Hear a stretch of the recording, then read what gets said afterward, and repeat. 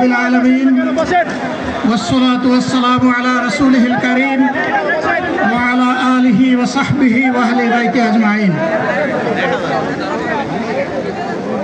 বাংলাদেশ জামাত ইসলামী কর্তৃক আয়োজিত আজকের এই জাতীয় সমাবেশে উপস্থিত সম্মানিত জাতীয় নেতৃবৃন্দ,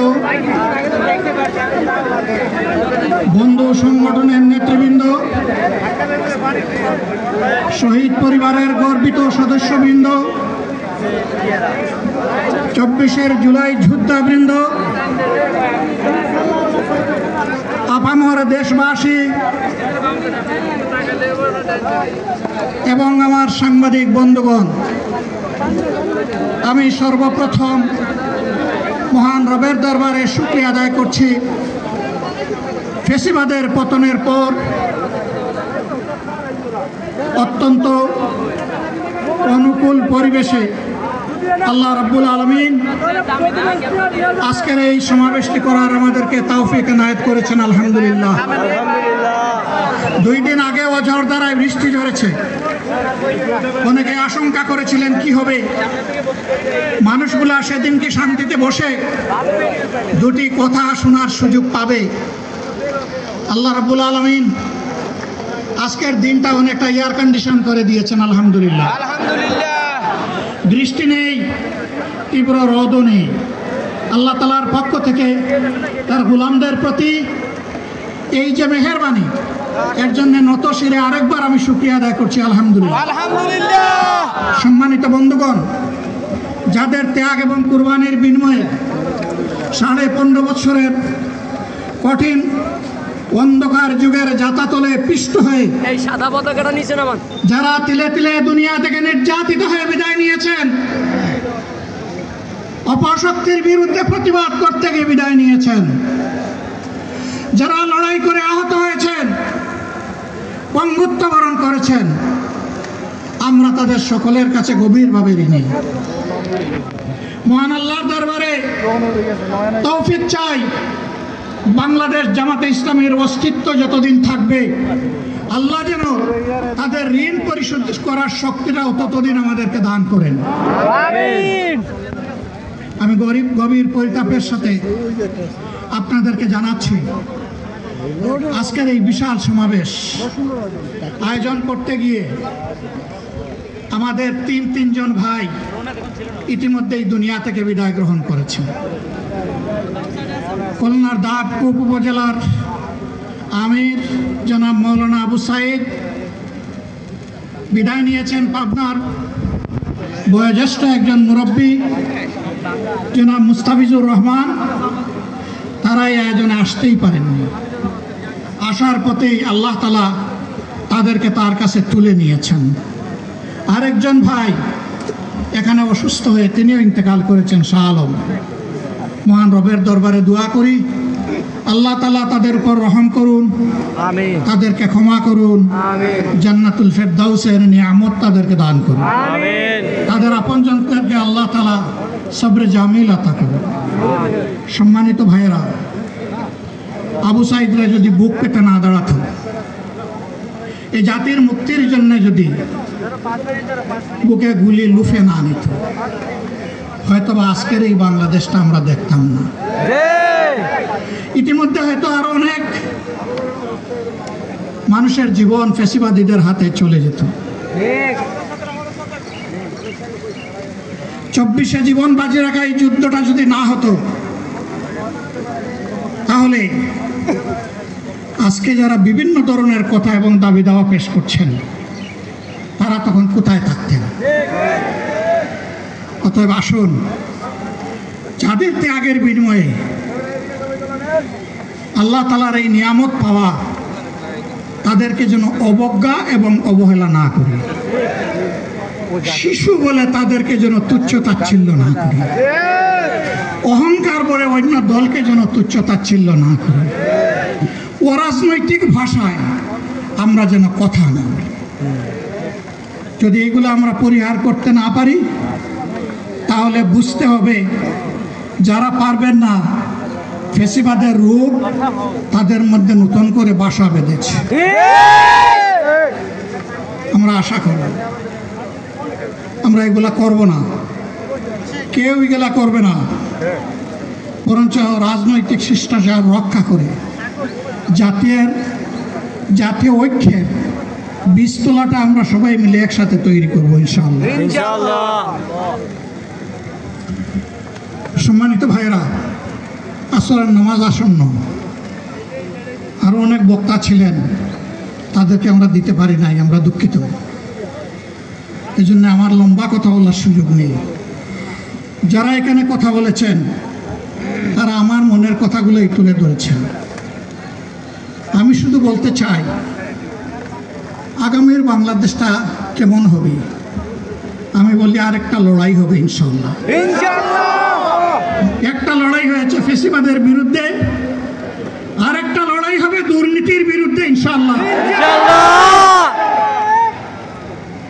এই দুর্নীতির মূল উৎপাটন করার জন্য যা দরকার, আমরা তারুণ্য এবং যৌবনের শক্তিকে একত্রিত করে সেই লড়াইয়েও ইনশাআল্লাহ বিজয় লাভ করব।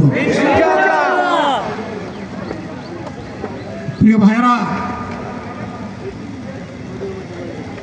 জামাতে ইসলামী যে দুর্নীতিমুক্ত সমাজ গড়বে তার প্রমাণ কি? তার প্রথম প্রমাণ হচ্ছে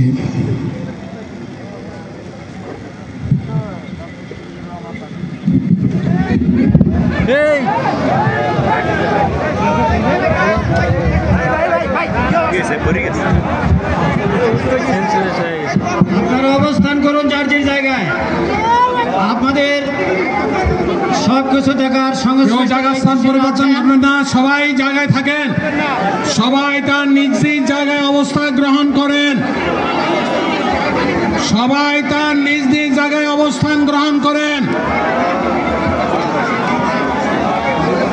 আপনারা নিজ নিজ জায়গায় থাকুন, প্রয়োজনীয় দিক নির্দেশনা দেওয়া হবে। আপনাদের উত্তেজিত উদ্বেলিত হওয়ার কোনো কারণ নেই। মহান রাব্বুল আলামিনের একান্ত মেহেরবানিতে আমাদের প্রোগ্রাম আলহামদুলিল্লাহ, শুকরান, আলহামদুলিল্লাহ কাসীরান। সম্মানিত ভাইরা, আপনারা আল্লাহ রাব্বুল আলামিনের রসের মেহমানিতে গরমের সদরে মাহফিল মুহতারাম আমিরে জামাত উদ্দিনে শিক্ষা যাবেন ইনশাআল্লাহ। আমি আল্লাহ তাআলার শুকরিয়া আদায় করি, আল্লাহ তাআলার শুকরিয়া আদায় করি আবার আপনাদের সামনে দাঁড়াতে পেরেছি। আমি বলেছিলাম দুর্নীতিমুক্ত বাংলাদেশ ইনশাআল্লাহ সবাইকে নিয়ে আমরা গড়ব। আমরা কথা দিচ্ছি, বাংলাদেশ জামাত ইসলামী যদি আল্লাহ তাআলার মেহেরবানি এবং সরকার জনগণের ভালোবাসা নিয়ে সরকার গঠন করে, তাহলে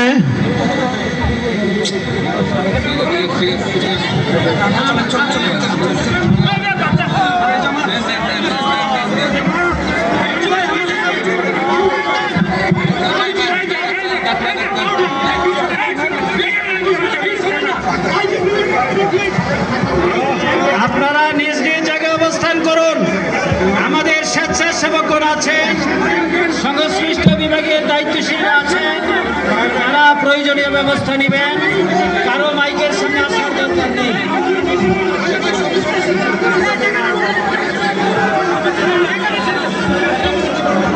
আপনারা অবস্থান করুন নিজ নিজ জায়গায়।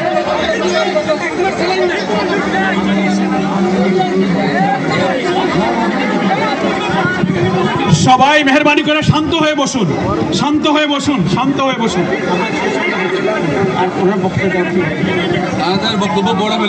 আপনারা সকলে ভাইরা, আমিরে জামাত একটুখানি অসুস্থ হয়েছেন গরমের কারণে হয়েছে, কিন্তু উনি বারবারই চেষ্টা করছিলেন বক্তব্য দেওয়ার জন্যে। ডাক্তাররা বলছেন ওনার আর বক্তব্য রাখা ঠিক হবে না। ওনার যে বক্তৃতা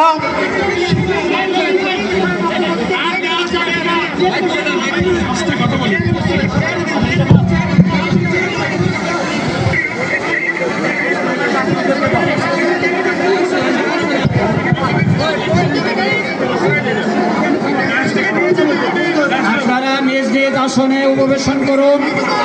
সংগঠনের দায়িত্বশীলগণ প্রয়োজনীয় দিক নির্দেশনা দিবেন। আপনাদেরকে নিজ নিজ জায়গায় অবস্থান করার জন্য অনুরোধ করা হচ্ছে।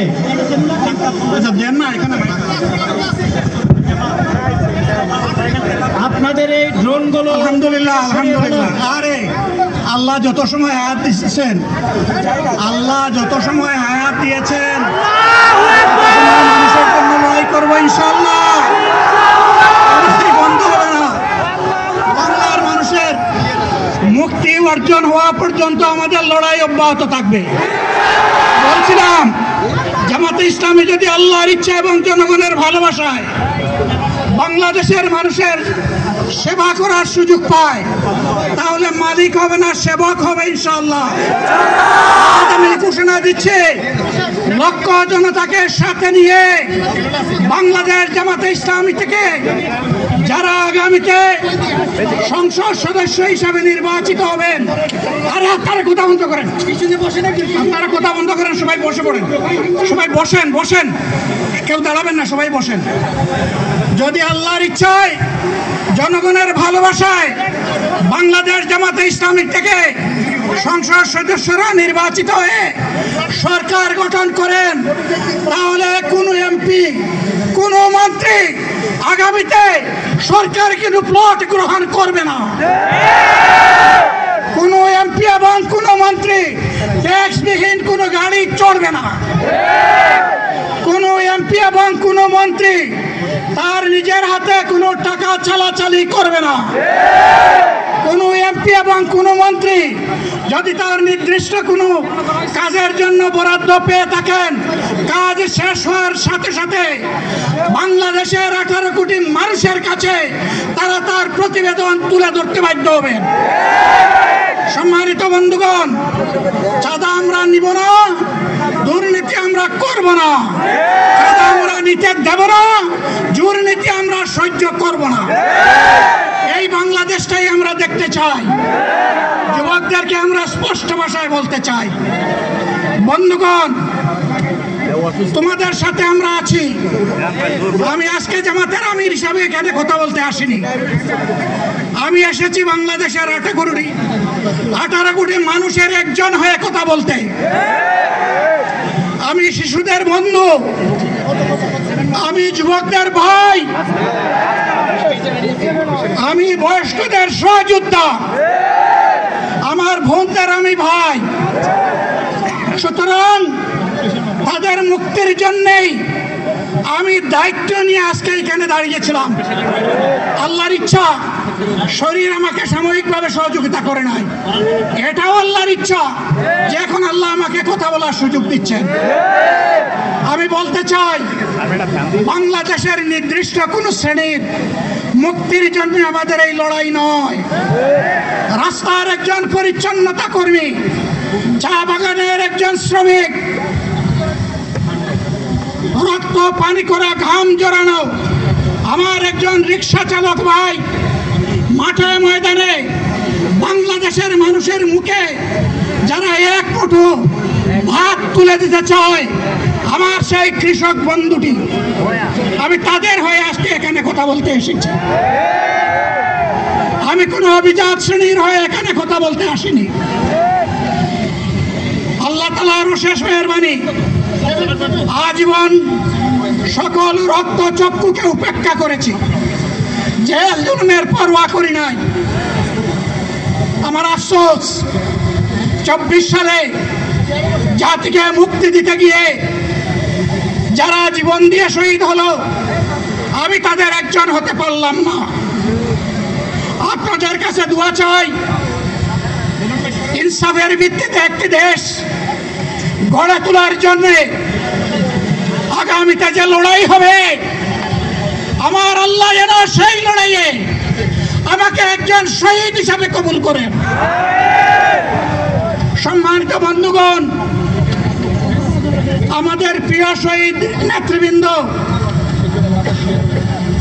2006 সালের 28 অক্টোবর থেকে শুরু করে পল্টন গণহত্যা, শাপলা গণহত্যা, সারা দেশের গণহত্যা, পিলখানার গণহত্যা, 24-এর গণহত্যা, এই গণহত্যা যারা করেছে তাদের সকলের বিচার বাংলাদেশের মাটিতে নিশ্চিত করতে হবে। এদের বিচারের দৃশ্যমান প্রক্রিয়া শুরু না করা পর্যন্ত পুরোনো ব্যবস্থাপত্রে বাংলাদেশ আর চলবে না। এতগুলো মানুষ এমনি এমনি জীবন দেয় নাই, জীবন দিয়েছে জাতির মুক্তির জন্য। যদি বস্তা পোতা পুরানা সব কিছুই টিকে থাকবে তাহলে কেন তারা জীবন দিয়েছিল? যারা ওই বস্তা পচা ব্যবস্থাপনায় বাংলাদেশকে আবার করতে চান তাদেরকে আমরা বলি, জুলাই যুদ্ধ করে যারা জীবন দিয়েছে আগে তাদের জীবনটা ফেরত এনে দেন। যদি শক্তি থাকে ফেরত এনে দেন। আপনারা পারবেন না, যেহেতু পারবেন না কাজেই নতুন ব্যবস্থায় নতুন বাংলাদেশ গড়ে তোলা হবে ইনশাআল্লাহ। শিশু, কিশোর, যুবক, মা, বোন, শ্রমিক, ছাত্র, জনতা, ব্যবসায়ী সবাইকে যেই দেশ, যেই সংবিধান, যেই রাষ্ট্র নিরাপত্তা দিতে পারবে সেই নতুন বাংলাদেশ আমরা গড়ে তুলতে চাই। ভাইয়েরা, আমাকে সবাই চাপ দিচ্ছে, কেউ বলে ভাই শেষ করেন, কেউ বলে চাচা শেষ করেন। আমি তাদেরকে নিশ্চয়তা দিয়ে বলছি, আমার মত আমার আল্লাহ নির্ধারিত সময় থেকে 1 সেকেন্ড আগে হবে না, এবং হায়াত যা দিয়েছেন তার 1 সেকেন্ড আগেও আমি যাব না। অতএব মহান আল্লাহর কাছে আবারও তৌফিক চাই। আপনাদের কাছে যে কষ্ট হয়েছে আপনারা, আমি তো এখানে শান্তিতে বসাচ্ছিলাম আর চতুর্দিকে শুধু দৃষ্টি বুলাচ্ছিলাম। কি কষ্ট হচ্ছে আমার ভাইদের। প্রিয় ভাইরা, এই কষ্ট আল্লাহর জন্য। এই কষ্ট কার জন্য? ইনশাআল্লাহ আল্লাহ তাআলা আপনাদেরকে তার উপযুক্ত যাজা দুনিয়ায় দিবেন, আখিরাতে দিবেন। আপনাদের এই ত্যাগের বিনিময়ে নতুন বাংলাদেশ আমরা পেয়ে যাব। আসুন সেই নতুন বাংলাদেশের জন্য একবার স্লোগান দিয়ে শেষ করি, নারায়ে তাকবীর। আসসালামু আলাইকুম ওয়া রাহমাতুল্লাহ।